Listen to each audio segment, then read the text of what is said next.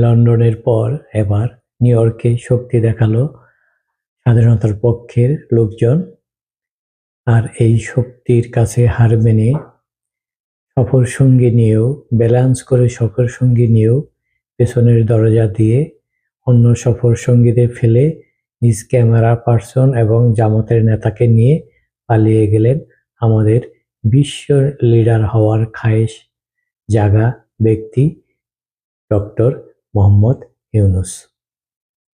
এই যে নিউ ইয়র্কে বিশাল একটা সমাগম আমরা দেখলাম, প্রতিবাদ, প্রতিরোধ, ক্ষোভ, বিক্ষোভ দেখলাম, এটা আসলে আমাদের কাছে কি বার্তা বহন করে? এর আগে সাবেক প্রধানমন্ত্রী শেখ হাসিনা অনেকবার নিউ ইয়র্ক সফর করেছেন এবং জাতিসংঘের এই অনুষ্ঠানে যোগ দিয়েছেন। সেখানে বিএনপি সহ সমমনা অনেক দলের ব্যক্তিরা এর প্রতিবাদ করেছেন এবং ব্যানার ফেস্টুন নিয়ে রাস্তায় নেমেছেন। নিউ ইয়র্কবাসী আজকে যা দেখালো তা বিরল।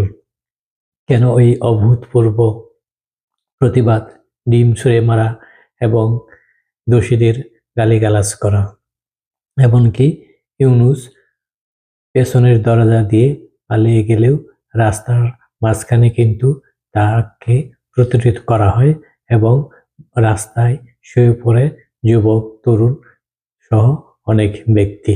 এই যে বিশ্ব বাঙালি জেগে উঠেছে, স্বাধীনতার পক্ষের লোক জেগে উঠেছে, কারণ বাংলাদেশ আজ আক্রান্ত, আমাদের স্বাধীনতা আজ আক্রান্ত, জাতির পিতা বঙ্গবন্ধু শেখ মুজিবুর রহমান আজ আক্রান্ত, তার সব ভাস্কর্য ভেঙে ফেলে দেওয়া হয়েছে, আমাদের ঐতিহাসিক বাড়ি ৩২ নম্বর গুড়িয়ে দেওয়া হয়েছে, আমাদের মুক্তিযোদ্ধাদের জুতার মালা পরিয়ে দেওয়া হচ্ছে, কারো কারো গালে জুতার বাড়ি দেওয়া হচ্ছে, এমনকি কবর থেকে লাশ তুলে পুড়িয়ে দেওয়া হচ্ছে, নদীতে খাল বিলে ভাসছে লাশের পর লাশ।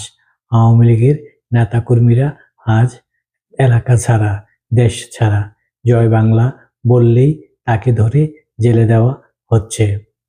এটা আসলে আমাদের স্বাধীনতার প্রতি আক্রমণ। তারা পাকিস্তানিদের সাথে সখ্যতা গড়ে তুলে নতুন নতুন ষড়যন্ত্র তত্ত্ব বের করছে এবং জাতির পিতা বঙ্গবন্ধু শেখ মুজিবুর রহমানকে ছোট করার চেষ্টা করছে, ইতিহাস বিকৃত করছে। আমাদের মুক্তিযুদ্ধকে নিয়ে তারা হাস্য ঠাট্টা শুরু করে দিয়েছে। এর প্রতিবাদেই কিন্তু স্বতঃস্ফূর্ত এই প্রতিবাদ, জনরোধ, জনরোষ। ইউনূস সরকার বুঝে গেছে বাংলাদেশের মানুষকে নিয়ে, বাংলাদেশের স্বাধীনতার যুদ্ধকে নিয়ে যারাই ছেলেখেলা করবে তাদেরই এই দশা হবে। ক্ষমতা থাকতেই তারা আজ এই অবস্থার সম্মুখীন।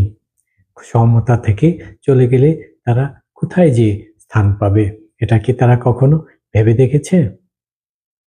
এই যে সফর সঙ্গী হিসাবে তাসলিম জারাকে নিয়েছেন এবং আরেকজন নেতা, এনসিপির নেতা যার নাম আক্তার, যার উপর ডিম ছুঁড়ে মারা হয়েছে। এই ডিম ছুঁড়ে মারার পর তাসলিম জারা এক স্ট্যাটাসে বলেছেন এর ফলে নাকি সেই নেতার, এইসব নেতার নাম ধাম্য এত মনেও থাকে না, কিছুক্ষণ আগে বললাম ওই নেতার নাকি আরো মনোবল বেড়ে যাবে। তাহলে আসুক না আমার এই কানাডায়, মন্ট্রিয়ালে, ওর মুখের মধ্যে কিছু পচা ডিম মারি, মনোবল আরো বেড়ে যাক, বাংলাদেশে গিয়ে আরো কুকর্ম শুরু করুক। মপতন্ত্রের এই জনগের পরিস্থিতি এমনই হওয়ার কথা ছিল এবং হচ্ছে, কিন্তু তারা কি এ থেকে শিক্ষা নিবে? যার নেতৃত্বে তারা নিউ ইয়র্কে গেলেন, তিনি পেছন দরজা দিয়ে পালিয়ে যাওয়ার পর ইউএনডিপির এক নারী কর্মীর সাথে সাক্ষাৎ করেছেন এবং কি হাস্যোজ্জ্বল মুখে ছবি তুলে তিনি তার ভেরিফাইড সরকারি পেজে সেটা আপলোড করেছেন। কি লজ্জাহীন এক ব্যক্তি! এই ব্যক্তির আসলে লজ্জা শরম বলতে কিছুই নেই, অথচ তিনি যুগের পর যুগ বাংলাদেশের রাষ্ট্রনায়ক হয়ে থাকতে চান, কিন্তু রাষ্ট্রনায়ক হওয়ার যোগ্যতা কি তার আছে? ১ বছরেরও অধিক সময় ধরে তিনি ক্ষমতায় রয়েছেন। তিনি আমাদের কি দিতে পেরেছেন? সব দিকেই শুধু অবনতি, অবনতি আর অবনতি। এজন্যই আজ সারা বিশ্বের বাঙালি জেগে উঠেছে। যেখানেই তারা যাচ্ছে, সেখানেই প্রতিরোধ গড়ে তুলছেন তারা। এভাবেই তাদের প্রতিটি মুহূর্ত প্রতিরোধের মুখে পড়তে হবে। আর ক্ষমতা ছাড়ার পর দৌড়ে পালানোর জন্য লুঙ্গিটাও খুঁজে পাবে না। সবাই ভালো থাকবেন।